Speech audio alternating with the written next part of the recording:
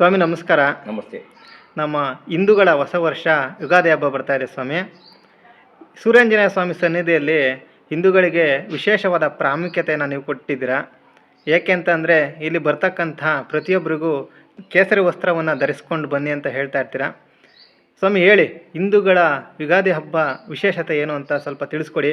ಮತ್ತು ಸೂರ್ಯಾಂಜನೇಯ ಸ್ವಾಮಿ ಸನ್ನಿಧಿಯಲ್ಲಿ ಅವತ್ತು ಯಾವ್ಯಾವ ಪೂಜೆ ಇರುತ್ತೆ ಸ್ವಲ್ಪ ತಿಳಿಸ್ಕೊಡಿ ಸ್ವಾಮಿ.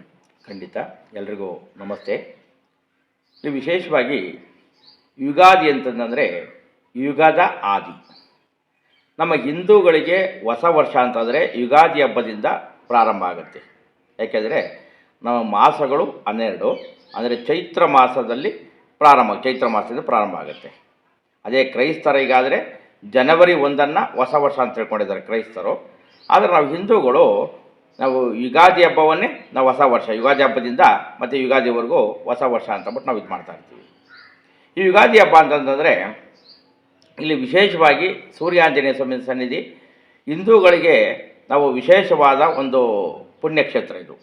ಯಾಕೆಂದರೆ ನಾವು ಮೊದಲಿನಿಂದಲೂ ಕೂಡ ಇಲ್ಲಿ ಹಿಂದೂ ಧರ್ಮ ಮತ್ತು ಹಿಂದುತ್ವವನ್ನು ಪಾಲನೆ ಯಾರು ಮಾಡ್ತಿರ್ತಾರೆ ಅವ್ರಿಗೆ ವಿಶೇಷವಾದ ಆದ್ಯತೆಯನ್ನು, ವಿಶೇಷವಾದ ಒಂದು ಗೌರವವನ್ನು ಕೂಡ ನಾವು ಕೊಡ್ತಾ ಇರ್ತಿರ್ತೀವಿ.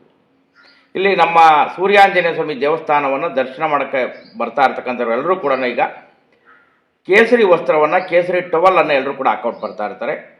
ಇವತ್ತು ಎಲ್ಲರೂ ಕೂಡ ವಾಲಂಟ್ರಿಯಾಗಿ ಅವರೇನೆ ಈ ಕ್ಷೇತ್ರಕ್ಕೆ ಸನ್ನಿಧಿಗೆ ಬರಬೇಕು ಅಂತಂದರೆ ಅವರು ಕೇಸರಿ ವಸ್ತ್ರ ಇಲ್ದಲೇ ಯಾರೂ ಕೂಡ ಬರ್ತಾ ಇಲ್ಲ ಇವತ್ತು.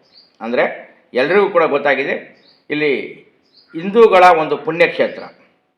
ಹಿಂದೂಗಳ ಪುಣ್ಯಕ್ಷೇತ್ರದಲ್ಲಿ ನಾವು ಹಿಂದೂ ದೇವಸ್ಥಾನಗಳಿಗೆ ಮತ್ತು ಅದರಲ್ಲೂ ವಿಶೇಷವಾಗಿ ಸೂರ್ಯಪುರ ಕ್ಷೇತ್ರಕ್ಕೆ ನಾವು ಹೇಗೆ ಹೋಗಬೇಕು ಅನ್ನೋದನ್ನು ಕೂಡ ಅವರು ಆಲ್ರೆಡಿ ಅವರೇ ತಿಳ್ಕೊಂಡು ಎಲ್ಲ ಭಕ್ತಾದಿಗಳು ಕೂಡ ಇಲ್ಲಿ ಕೇಸರಿ ವಸ್ತ್ರವನ್ನು, ಕೇಸರಿ ಟವಲನ್ನು ಹಾಕೊಂಡು ಬರ್ತಾ ಇರ್ತಾರೆ.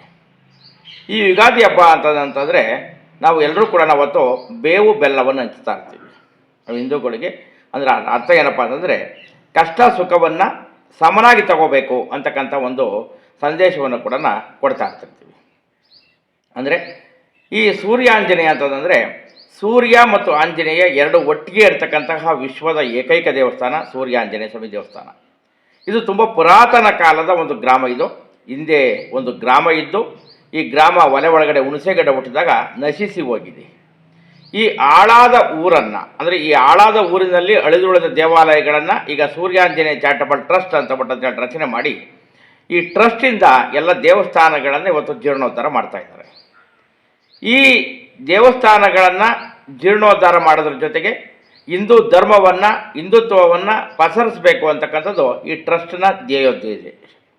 ಅಂದರೆ ಇಲ್ಲಿ ಈ ಶ್ರೀ ಕ್ಷೇತ್ರ ಸೂರ್ಯಪುರದಲ್ಲಿ ಸೂರ್ಯಾಂಜನೇಯ ಅಂತಕ್ಕಂಥದ್ದು ವಿಶೇಷವಾಗಿರೋದಲ್ಲದೆ ಇಲ್ಲಿ ಆಂಜನೇಯ ಸ್ವಾಮಿ ದಕ್ಷಿಣಾಭಿಮುಖವಾಗಿದ್ದಾನೆ.